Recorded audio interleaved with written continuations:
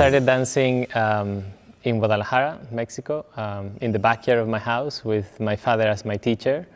I started dancing when I was 8 years old, and my dad was a former dancer. He had a professional career in New York, danced for Dance Theater of Harlem, Hernández Ballet. He got injured, went back to Mexico, started a ballet school in the north of Mexico, met my mom, had 11 children. I'm number 7. They moved to Guadalajara, and they decided to homeschool us and also teach us ballet, piano, and martial arts at home. And oftentimes they would exchange classes, basically. My dad would teach ballet class to the children of the piano teachers, and like that we would have access to other things. And I started dancing with all my siblings, and little by little they took on different professions. And after 4 years I was training with my dad, I started doing competitions, first regional competitions, national competitions, and eventually I got to the Youth America Grand Prix. And it was really exciting because I hardly spoke English the first time I went there, and it was the first time I was seeing basically the dance world, the competitive dance world. And I got to see so many children that had so many different stories, but similar stories as well as mine, because we had been dedicating full time to ballet training, basically. And it was really exciting to see that what we were doing at home in a backyard was being recognized on a competition like the Youth America Grand Prix.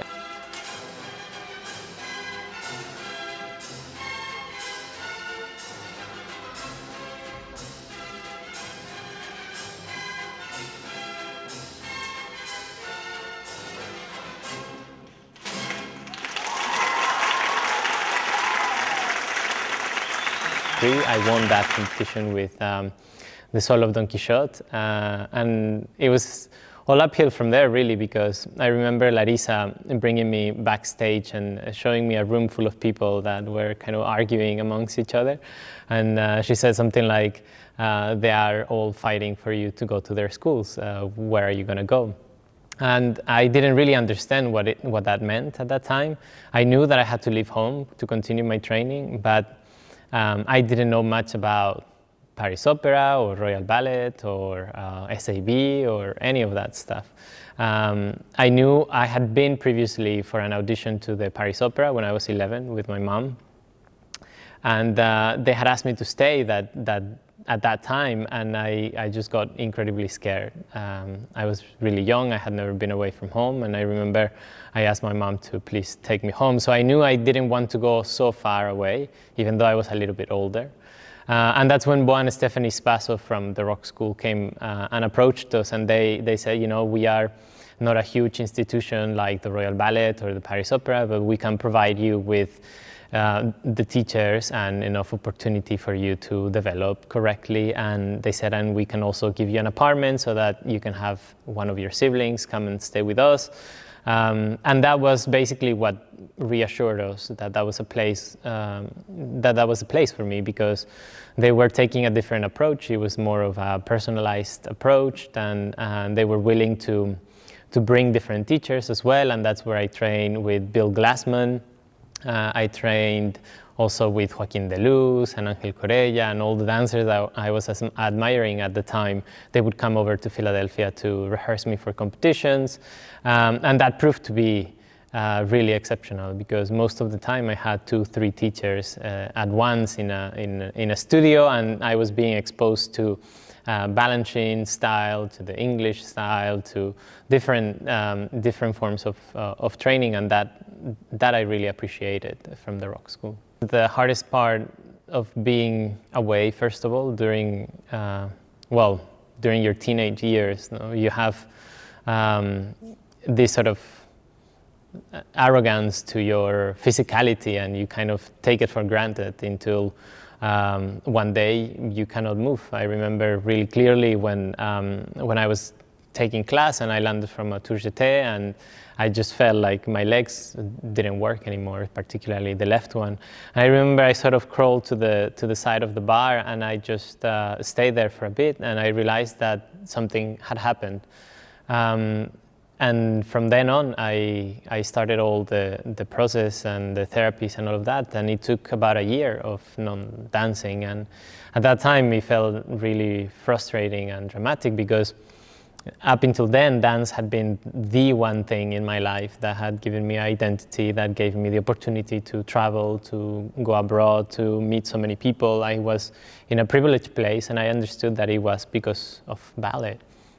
And at that time, I didn't feel like I could dance again, basically. That's what they said. They said this type of injury happens at the end of someone's career, or we usually see it in American football players. It's really rare to see in a 15-year-old. And they didn't want to operate because it would affect my mobility. And they say, you know, if we operate at this time, a herniated disc in your back, then for certain you won't be able to dance. So we took a different approach. I stayed in bed, well, on the floor for about 3 months of really limited movement. I was getting up for the essentials and just trying to, within that circumstance, finding some motivation and some willpower to come out of that. And after almost a year of not dancing fully, I went back to the studio, and 3 months later, I was doing the Moscow IBC competition, and that was something that I remember talking to Bo and Stephanie about it, and they said, you know, it's only 3 months, you've been off for almost a year, maybe you can do it in 4 years' time. And I remember I told them I wanted a goal, I wanted a target, and if I could make it, I would be glad to do so. And that's how I arrived to the Bolshoi stage for the first time. And it was really, really exciting to be able to feel free again without limitations physically. And that brought me as well to Jackson competition. I did the Cuba competition. And that was all really exciting because I was basically arriving as the first Mexican dancer to be doing those competitions, and nobody could believe that I had been trained at home, and nobody could believe that I had recovered from an injury like that. So it was really exciting for me to be able to do all of that then. And then I got my first job when I was 17. I had been attending ABT summer programs for about 5 years. And it was always my dream to dance for that company. The first ballet video I got at home was a VHS of Le Corsaire, the show with Ethan Stiefel, Angel Corella, Paloma, Julie Kent, and Joaquin. And it was so exciting to think of joining that company and to be able to take class with them and to be able to train there. And I accepted the studio company contract. And at the time, it was run by Wes Chapman. And it was really, really special to be able to work with him and to become friends, basically. He was able to advise me, he was able to coach me, and to continue my training from school, and that was special. And I met Se-Yoon Park there. She was a great partner of mine at the time. And then eventually she went on to Paris Opera, and I went on to San Francisco Ballet. But that time that we had there at ABT is still, to me, very special. And I remember having that conversation with Wes when I told him I wanted to look for other opportunities, because I understood the company was a company with so many stars that it would be so difficult to get opportunities at that young age, and I wanted to gain experience. So I explained this to him, and he said, look, as your director, it's my job to keep you here, but as your teacher and friend, I support you, and go and find your way. And that's how I flew out to San Francisco for about 2 days. They invited me over to take class. And I remember it was a really special feeling when I got there, because classes were on a stage at the Opera House, and I just remember looking around and seeing so many good dancers. And I thought this is something rare, because obviously ABT had amazing dancers, but going around different companies or competitions and all of that, I never saw such diverse amount of dancers that were all good at different things. And I really got excited, and immediately after class, Helgi came over and said, you know, I can offer you a corps de ballet contract. I think you're talented, and we can, you know, give you opportunities if you want to stay.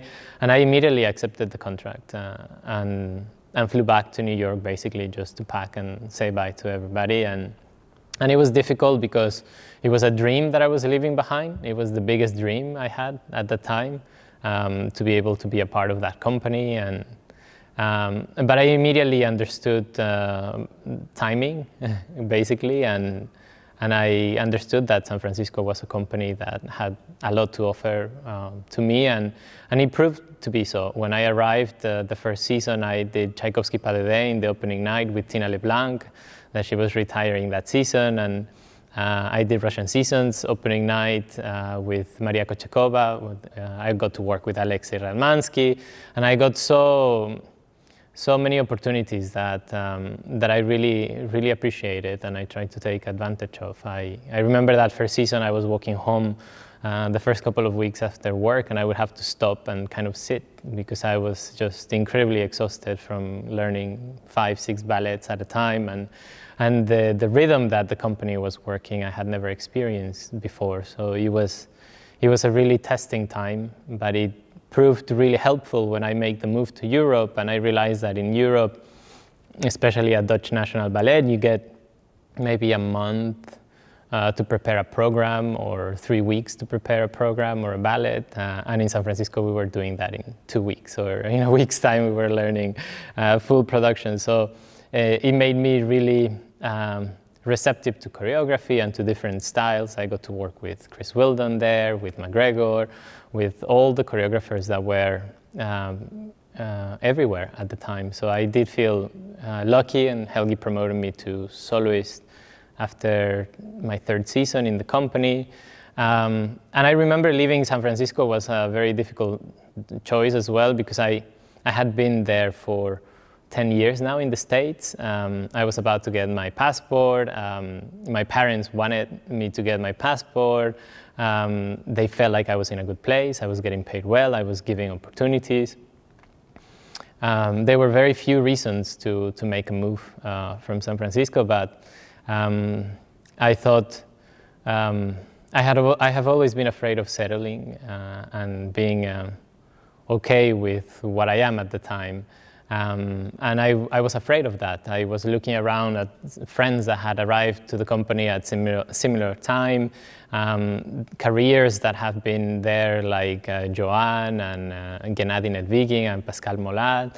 And I really appreciated that they had arrived to San Francisco with so many dreams accomplished already. And I felt like I had so many dreams I still wanted to accomplish, and that in order to do that, I needed to know what it was like to dance in Europe. They knew what it was like already. So I wanted to give myself that opportunity, and I had been offered a scholarship to the Royal Ballet School when I was 15, and I literally didn't get on the plane because I was afraid of coming this far and to a different world, basically. And so I had that little curiosity and that chip, basically, that I wanted to come to Europe and dance. And I got referred to the Dutch National Ballet by Kevin Mackenzie. He said, you know, there's a great teacher there, Guillaume Graffin.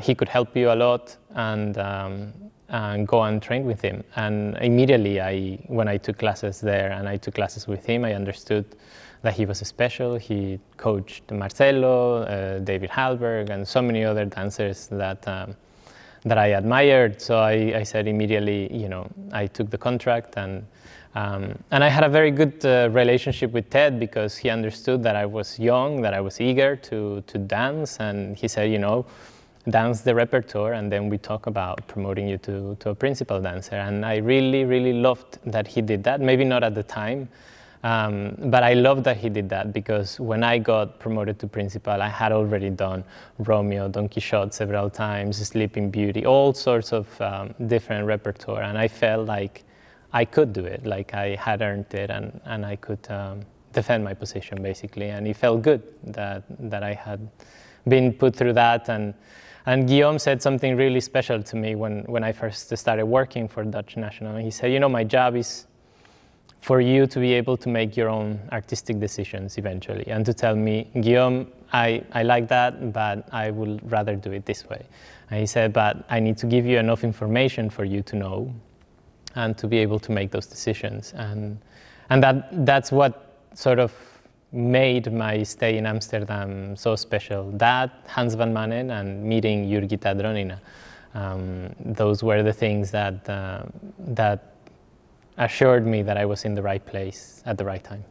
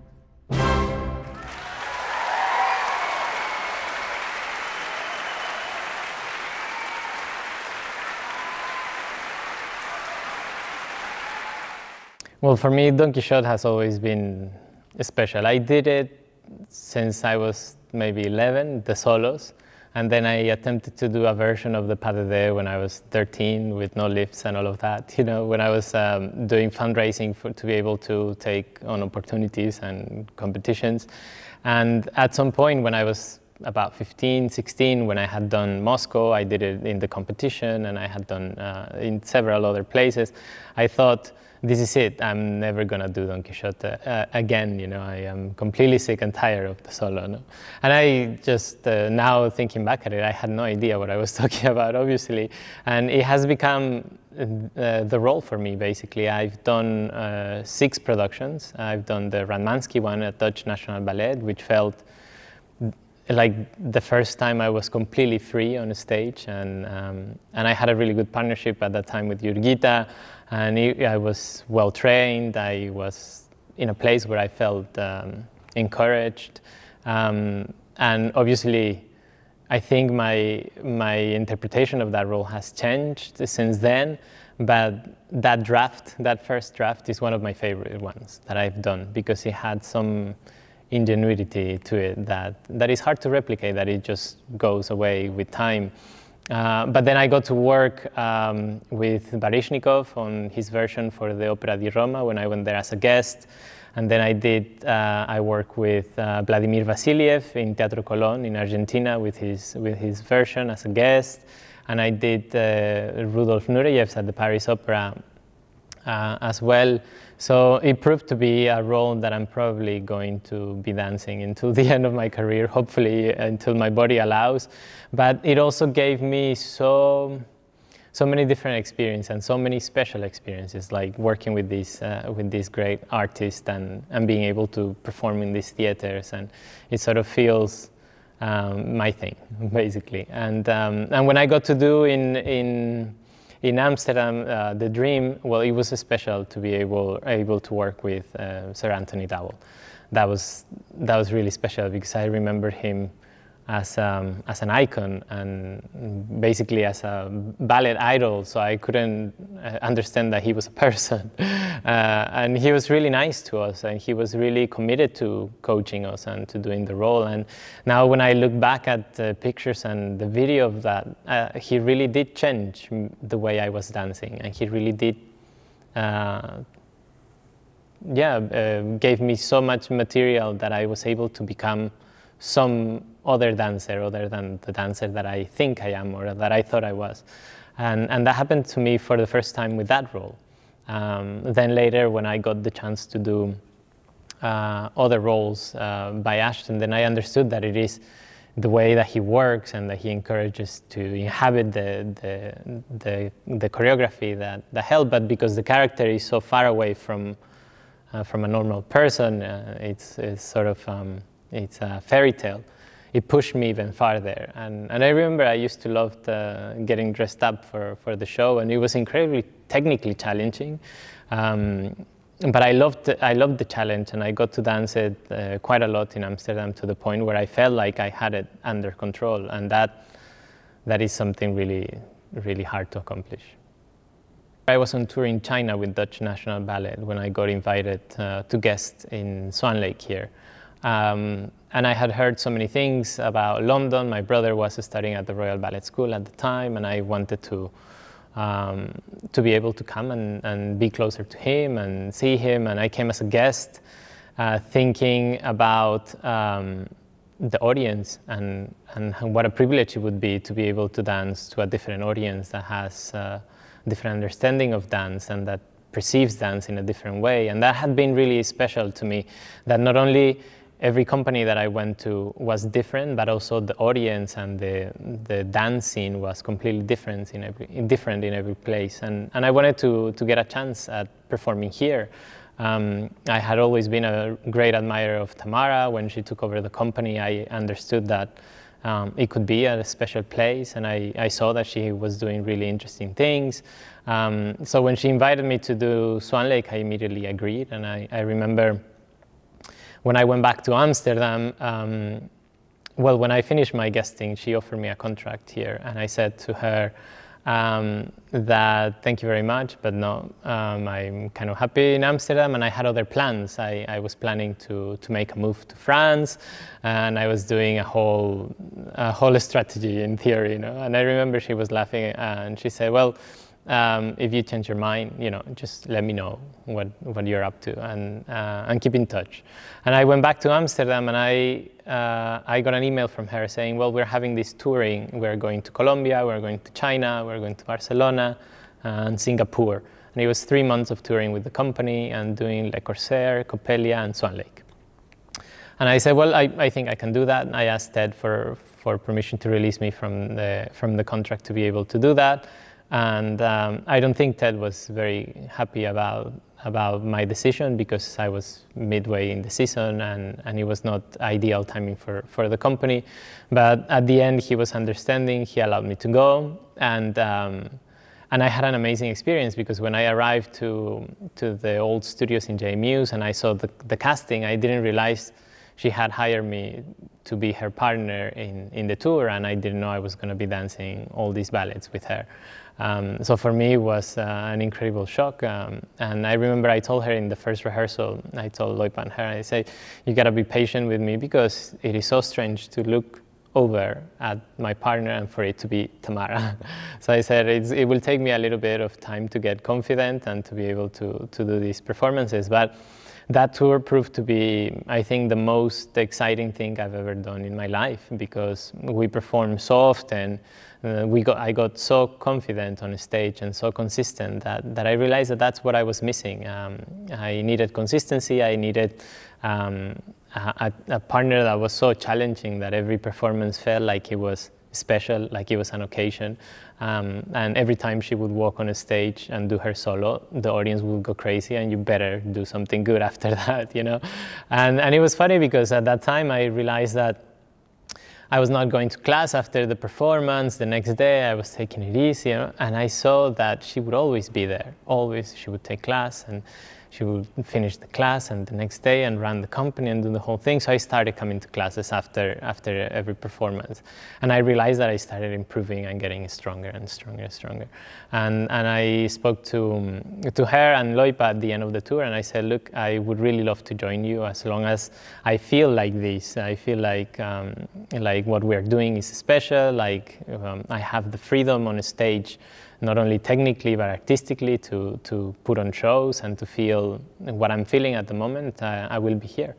And immediately I accepted the contract to come to the company, and since then it's been incredibly exciting, because we've done things like Akram Khan's Giselle. I've done a lot of ballets that I hadn't done before, like Manon, and I got to work on things like Cinderella that I had missed in San Francisco and in Dutch National, and then we got to do that at the Royal Albert Hall, and little by little I started to find that that this is the place for me. And I felt like when I arrived to the company, there was the plan of coming to this building, and I understood that if it would all be accomplished, it would be an incredible place to be a part of, and I wanted to be a part of that story as well, and to help for this to happen. And I think the generation that has seen this change from J-Muse to London City Island, we feel very proud to be part of the company, because we have seen a historical change for the institution, and a change that will benefit generations to come, and that felt special to be a part of. Akram's Giselle was really, really complicated, because he created the roller of Albrecht at the end, almost in the last 3 weeks of previews that we were having in Manchester. That's when the role started to become part of the story. He focused mainly on Mirta, on Giselle, on Hilarion, and the corps de ballet, which is what visually is the heaviest on the story. And he had conflicts, like I have conflicts with Albrecht. It's a very complicated role. You don't know if to feel sorry for him or not. Does he deserve to be forgiven or not? And I remember having those conversations in the classical version with Guillaume, and some shows I would be completely undisturbed by the betrayal of Giselle, and just play it off as a person that didn't really care for her. But then you have to make the journey back of repentance and make that change credible for the audience to feel sorry for you and to feel that you deserve to be forgiven. And that is really difficult in both versions. But then when we kept going with Akram's Giselle and we kept doing it over and over, I think after a year and a half of doing that, I started to see it as a play, and because it has so much freedom, choreographically speaking, to finding ways of saying a lot with very subtle things. And I had never done that in a ballet. I think ballet is sometimes very loud. And for a long time, I had been trying to make that classical vocabulary that seemed to me so loud to be more relatable to the audience, to a language, a physical language, that it is more easily identified by a generation that is not used to the mimics of the ballet and all this codification of ballet. And Akram was interested in that. He wanted it to be as pedestrian as possible. But then how do you transmit that feeling and that story to an audience without being overly expressive? And that was a constant struggle. Sometimes you finish the show and you missed it. You didn't reach enough, and sometimes you overdo it. So I love that about being able to do both. And then I realized that when I went on to do Giselle, I had come to understanding a lot of the physicality in a different way, the presence, and I tried to make it less loud and more relatable to the work that we were doing with Akram. And it was interesting because I was dancing with Alina, which she also takes so many freedoms when interpreting a role, and it felt definitely much more alive as a play after having worked so much on Akram and getting rid of those sort of habits that we have in the repertoire. With Macmillan, for me, it was a new discovery, especially because first I did Song of the Earth, and then I did the Griot in Manon. And Song of the Earth proved to be incredibly difficult, not only physically, but in the style and the interpretation of it. We were lucky because we got to work with Ed Watson. He came to work with us on that, and we had Tamara, that to me was really special in the role, and I got really interested in the backstory of Song of the Earth, on the motivation of the Chinese poems, on the moment that Mahler was composing this, on the moment of his life that he was going through. And I have to say, it almost, when you do that role well, it almost feels like a religious experience. And I didn't understand that possible. I didn't think that would be possible in a choreography that is so specific and that you have to be so precise and so aware of what everything is going on around you and all of that. But I remember I had a really, really amazing time when we got to do that at the Royal Opera House for the festival. I really felt like that performance was a performance that how that ballet was intended, because you felt away from your body, you know, and it was a really special role for me to tackle. Obviously, it took about 5 or 6 shows to get to that feeling. The first show felt horrible. The second show felt like an uphill battle. The third show sort of came together, and it was just a ballet that required repetition, work, and that sort of dedication to the choreography and the style. And then the griot was, again, special because Anthony Dowell, Sir Anthony Dowell, came back to work with us. We had Irek, we had Viviana Durante.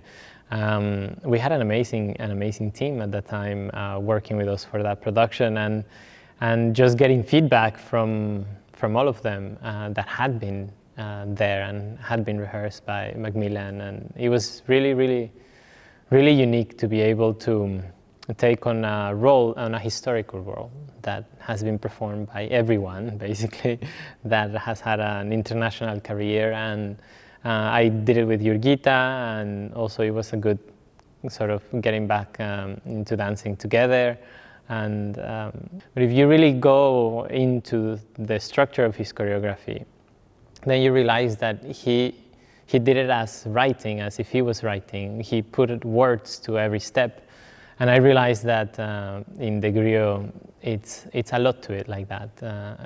And you really have to be able to give meaning to every step for the choreography to make literature sense. And it felt like a challenge to be able to do that in a completely different style. And it does feel like a really nice journey, that ballet. From the second act on, you lose yourself into the story, and obviously it's incredibly nerve-wracking to be sitting there for about 15 minutes and then having to do one of the hardest control solos in classical ballet. But you move on from that, and you get into the story, and it's a very beautiful music, and it's a beautiful journey. And at the end, you end up feeling as if you have lived through it. And I like when ballet does that, when it allows you to feel as if you have lived the story.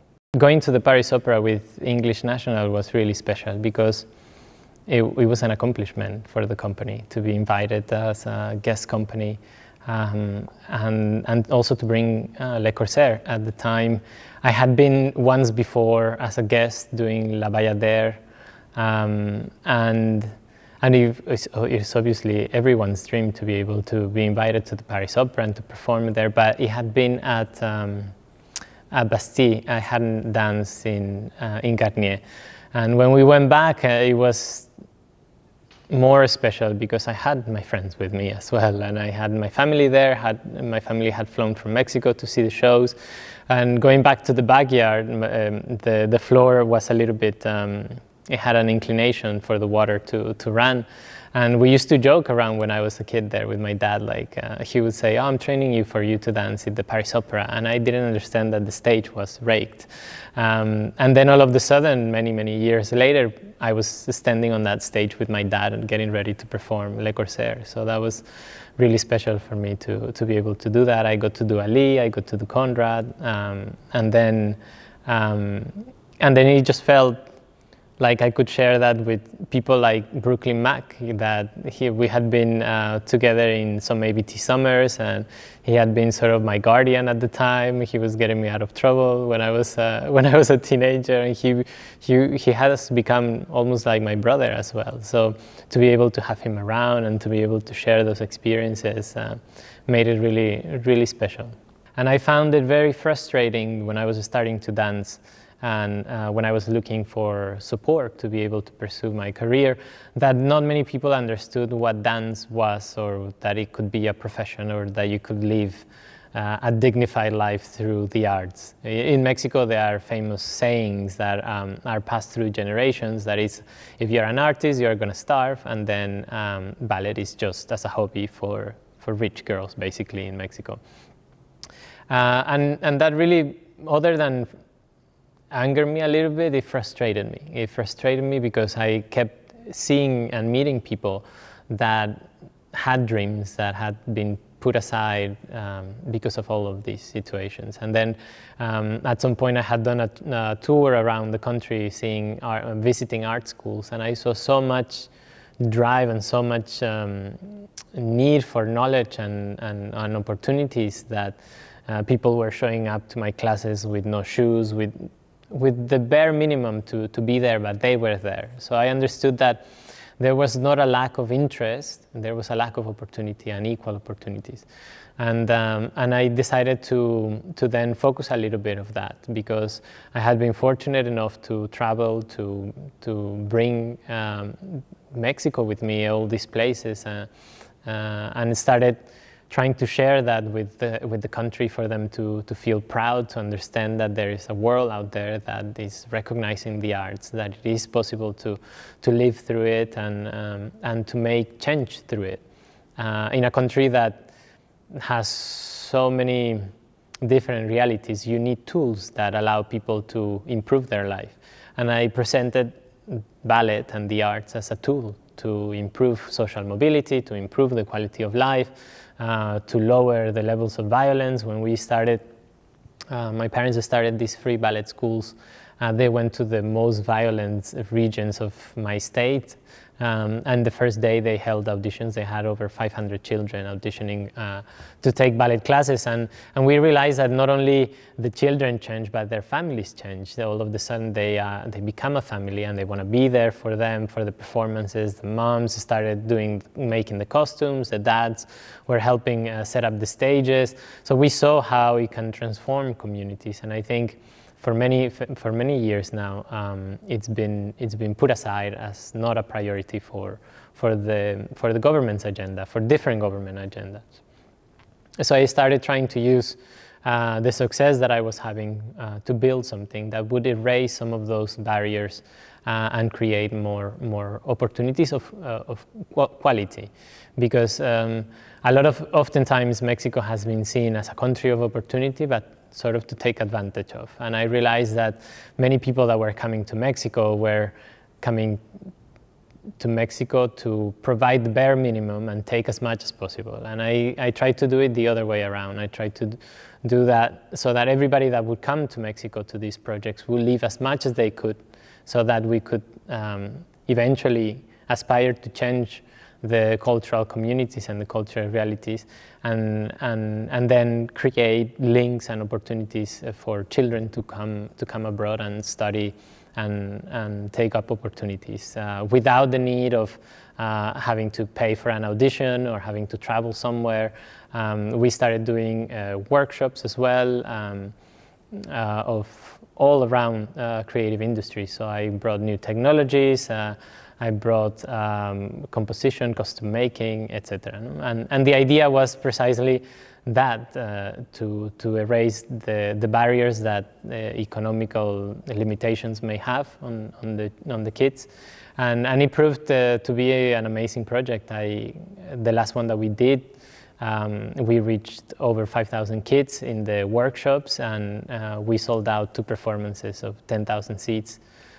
Each performance. And the way that I was able to do that is that I would get a mix of sponsorship. I became very vocal about sharing the responsibility for these projects to be a reality. I realized that it is not possible to ask the government to be the sole responsible of it, because then it usually mixes with a lot of politics and different interests. And I realized that the best model for it to be feasible is similar to what exists in the UK. So I promoted the idea of the government providing the tools and the seed investment, let's say, for the projects to be able to start. But then I took on my responsibility of finding the private sector to invest in these projects, and I made a lot of little alliances with different social groups, and we made it possible for 7 years or so. And the last year, unfortunately, I decided to finish the project before the pandemic, because the government's willingness was no longer there. It's a really devastating thing to say, but it is hard for people to do projects for the pure sake of the country, really. Everybody always wants a platform to be able to send their message across or to get some interest across. And I found it really tiring to be able to keep this project as isolated as possible from influence that I didn't think the project needed, because I wanted this to be able to be there beyond any government, for it to be completely independent and completely at the service of these children and this artistic community. So I decided to finish it, and it was a bit controversial, and everybody tried to put its own meaning to the fact that I was canceling. But then the pandemic came along, and I realized that there is a huge vacuum in Mexico and a lack of support and opportunity for the cultural sector, that it's even more important now to be able to have these platforms and to be able to fight for these projects to happen in Mexico, and to be able to create a way of funding cultural projects that don't precisely depend solely on government funding. And that's a work that I've been doing for almost 10 years, and I want to be able to rescue and continue doing for the future of the creative sector in Mexico. Because if we don't do it now, every generation will have to start from zero. And I like to think that maybe this generation can provide the base for a new way of funding the arts in Mexico, and for a new way of sharing the responsibility and committing also the artists of taking responsibility for their communities and their society. And I am hoping to be able to come back on 2022, in the summer 2022. And I would love to, well, I'm working on Despertares, which is the name of the gala, and also the social programs around it. I had announced the tour of the company with Akram's and Giselle last year that got cancelled, so I also hope to be able to accomplish that at some point when things start to settle and more certainty comes around the traveling restrictions and all of that.